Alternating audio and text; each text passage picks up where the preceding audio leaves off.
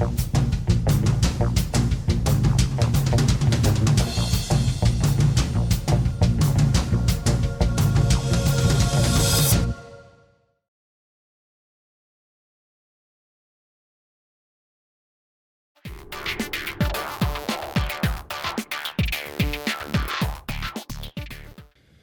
nome é Emídio e eu começo com uma história. Há muito tempo atrás, uma caravela saiu do continente em direção à Terra Prometida. Eles saíram muito felizes de lá. O comandante sabia exatamente onde essa caravela tinha que chegar e todos estavam com clareza do que tinha que ser feito. Mas, do dia para a noite e da noite para o dia, essas pessoas acordaram e se depararam com um cenário como esse. Elas, de repente, perceberam que tudo estava nebuloso, muita neblina, e começaram a pensar o que tinha acontecido. E começaram a entrar em pânico com todo aquele cenário que elas estavam vendo. Foi aí que os marujos começaram a olhar para o comandante dessa caravela. E perceberam na cara dele também um semblante de pânico. E então toda a tripulação começou a ficar muito preocupada com o que ia acontecer com todo mundo ali. Eles já começaram a pensar quanta comida tinha dentro da caravela, eles começaram a pensar o que eles iam fazer, se eles chegassem ou não, ou se tinha rochedos no meio do caminho que poderiam quebrar com tudo, eles poderiam morrer. Nesse momento, toda a tripulação começava a se olhar um para o outro e começava a conversar do que tinha acontecido e se alguém ia fazer alguma coisa. O que eles não sabiam é que lá em cima da caravela, tem aquele sujeito que fica olhando longe e grita terra à vista quando enxerga alguma coisa. Ele estava enxergando que a caravela estava se desviando do caminho pré-estabelecido e que, na verdade, ela tinha que continuar seguindo aquele caminho. Ele, então, preocupado com o que estava acontecendo, olhou para baixo e começou a falar com o pessoal lá embaixo que, pessoal, por que a gente está indo para lá? Na verdade, a gente tem que continuar indo para aquele caminho. E ele percebia que a neblina era tão forte que a voz dele não conseguia ultrapassar e chegar para todo mundo que estava no navio. E ele começou a ficar preocupado com isso também e falou, na verdade, as pessoas lá embaixo não querem me ouvir. Eles estão muito preocupados em fazer o que eles acham que deve ser feito. Na verdade, marujo é assim mesmo, né? Não entende o que a gente fala e continua tocando a vida. Nesse mesmo momento lá embaixo, nesse navio, sai então de dentro do porão, vendo toda aquela confusão acontecendo, sai de lá de dentro um cara muito forte, um cara muito bravo, e que ele chega lá, do lado do comandante, na frente de toda a tripulação, e diz, eu sei aonde a gente precisa ir. Deu um soco na cara do comandante, que caiu no chão, pegou o timão para ele e começou a dirigir toda aquela caravela. Os marujos que estavam no canto perceberam, mas será que ninguém vai fazer nada? Será que ele realmente sabe onde a gente tem que ir? E o outro marujo respondeu, bom, eu é que não vou duvidar dele. E outros marujos também pensaram naquele cara lá de cima. Mas será que ele não desce? Será que ele não tem algumas outras informações que podem ajudar a gente? E o outro marujo responde, na verdade, assim, alguém tem que subir lá para conversar com ele. E você vai, porque a última vez que eu fui tentar conversar com esse cara, ele fica falando de coordenadas. Eu não entendo nada do que ele fala. E assim foi indo e indo, os dias se passaram. E essa caravela, depois de um tempo, dizem que nunca mais ninguém soube o que aconteceu com ela. E ela desapareceu no meio de rochedos. Normalmente, quando a gente escuta histórias assim, a gente começa dentro da gente a viver aquilo e começa a se enxergar um pouco nesses personagens. Ou a gente se acha o comandante, ou a gente se acha aquele cara lá de cima, que pelo menos enxerga onde esse navio tem que ir. Se as pessoas lá de baixo não entendem o que você diz, é uma pena. Talvez elas precisem de mais educação ou ensino superior para entender o que você fala. E no fundo, também a gente se vê um pouco como aqueles marujos que ficam batendo no outro, falando, mas será que ninguém vai fazer nada? Não, eu é que não vou, porque o outro, na verdade, é o que tem que fazer.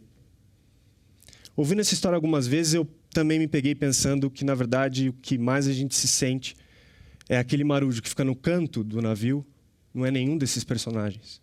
Mas ele fica lá no canto, em silêncio, vendo tudo aquilo acontecer, saturado com tudo que está ao redor dele, aquela confusão. E ele não enxerga o papel que ele pode ter dentro daquela caravela. E as coisas vão indo, indo, indo. Se sentindo dessa maneira é como se a gente estivesse num sono muito profundo. E uma das ferramentas mais usadas no planeta, da nossa história da humanidade, para a gente ir acordando de sonos, são boas perguntas.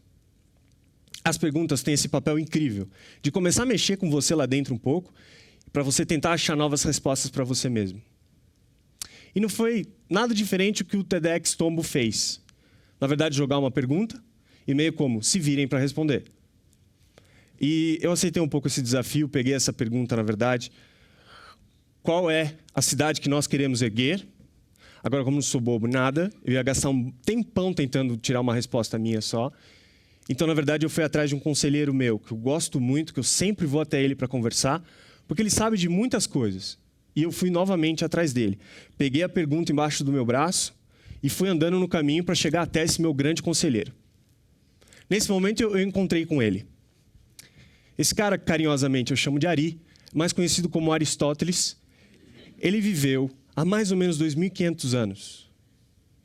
E a gente tem a mania de achar que as nossas perguntas são sempre mais difíceis do que eles faziam lá atrás. Então, eles se perguntavam basicamente das mesmas coisas. Então, eu fui lá, sabendo um pouco disso, eu fui até ele e falei o seguinte, olha, Ari, eu tenho que apresentar essa resposta para o pessoal e você tem que me ajudar, porque eu sei que você é todo sabichão, sabe das coisas, e se pergunta há 2.500 anos o porquê das coisas. E uma dica, então, que eu aprendi ali, que eu compartilho com vocês. Nunca leve uma pergunta a um filósofo, porque a resposta dele sempre são mais perguntas. E aí, ele me fez uma pergunta que realmente mexeu comigo e que eu trago aqui para vocês. Quando eu perguntei para ele, qual é a cidade que nós temos que erguer? Ele me respondeu com uma pergunta. No fundo, Emídio, qual é o propósito da cidade que você quer erguer? Porque se você não se perguntar qual é o propósito, qualquer caminho vai ser bom. Foi nessa hora em que toda essa pergunta me deixou ainda mais angustiado, porque era uma pergunta ainda mais difícil, feita por um filósofo. E eu falei, Ari, eu não tenho tempo, eu preciso chegar lá, me conta um pouquinho como você responderia essa resposta. Então, uma resposta de 2.500 anos traz mais força para a gente conseguir saber o que nós precisamos fazer. Para Aristóteles, uma cidade tem o propósito de cultivar virtudes.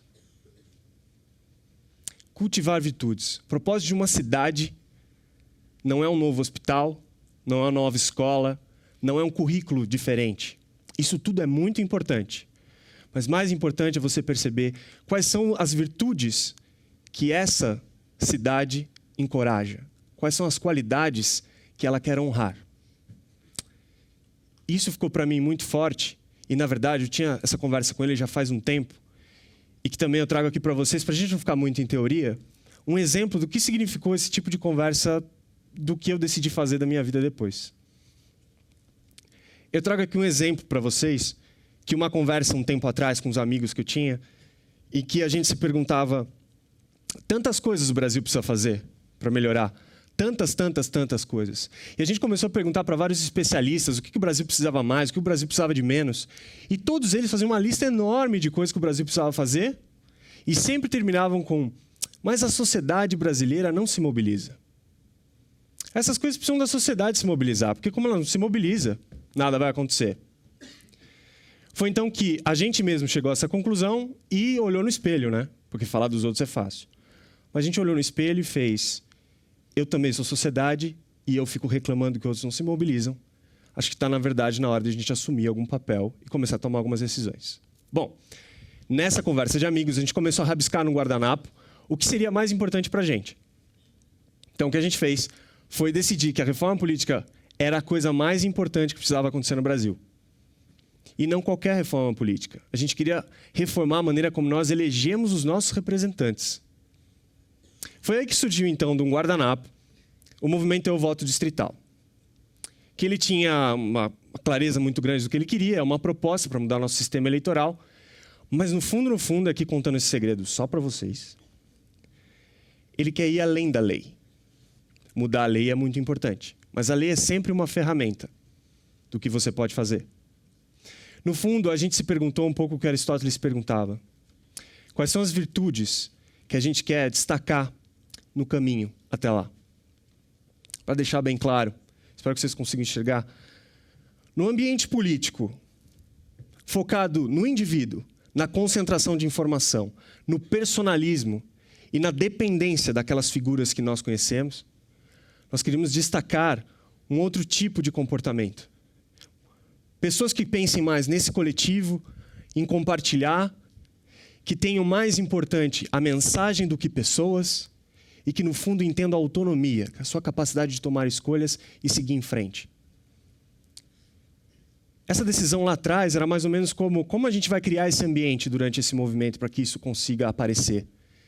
E, no fundo, a gente sabia que se você quer uma nova política, não vai adiantar você ficar achando que é um novo partido que precisa surgir, novos caras, novas personalidades. Na verdade, é um cultivo de novas virtudes. E foi isso que eu trago aqui como exemplo para vocês. Como esse voluntário, que começou a perceber que o movimento era um lugar para ele divertido, e que política não é aquele sacrifício, que você precisa doar, e é isso. Aqui, ele começou a perceber que ele tinha autonomia. Essa placa ele fez na casa dele. Ele pintou o rosto, se vocês conseguem ver. Essa camiseta que ele estava usando foi quando um dia ele ligou para alguns voluntários e falou: eu estou indo na Avenida Paulista pegar assinaturas no semáforo.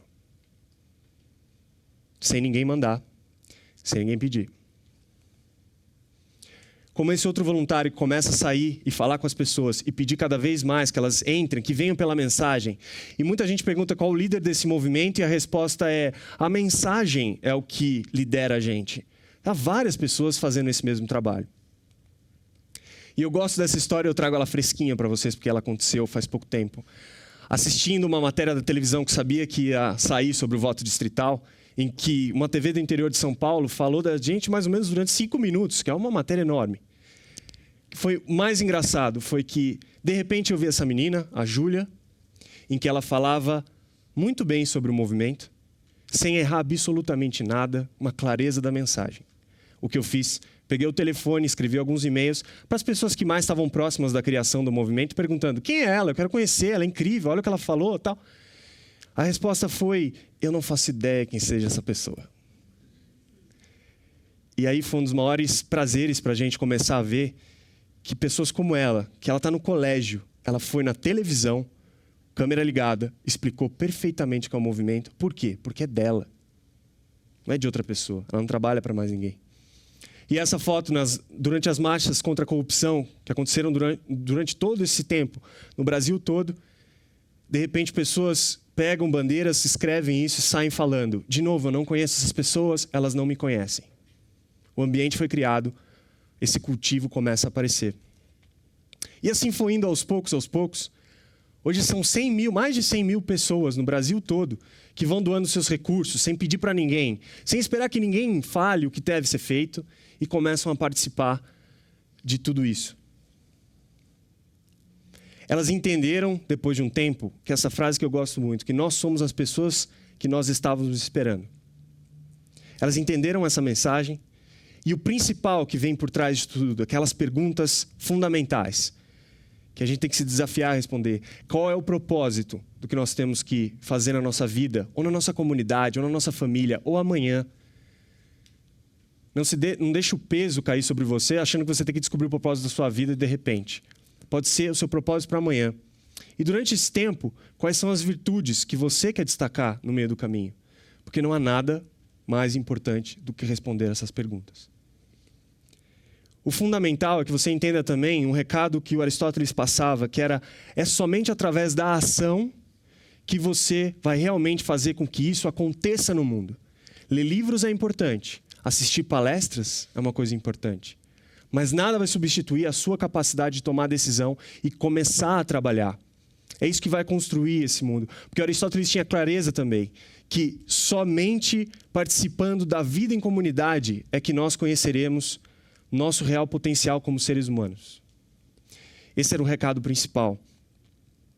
E que então eu desafio vocês a ter clareza desse propósito que você escolher para você. Que você entenda quais são as virtudes que você imagina que o mundo precisa encorajar. E comece a atuar dessa maneira já. E entenda que a ação é a única maneira de traduzir isso para o mundo. Último recado. Ninguém que está aqui veio por acaso. Já é um bom público para você olhar para o lado e saber que você não está sozinho nesses sonhos que você esconde aí dentro de você. Ou sonhos que outras pessoas também têm, exatamente de propósito de transformar a realidade e fazer isso acontecer. Obrigado.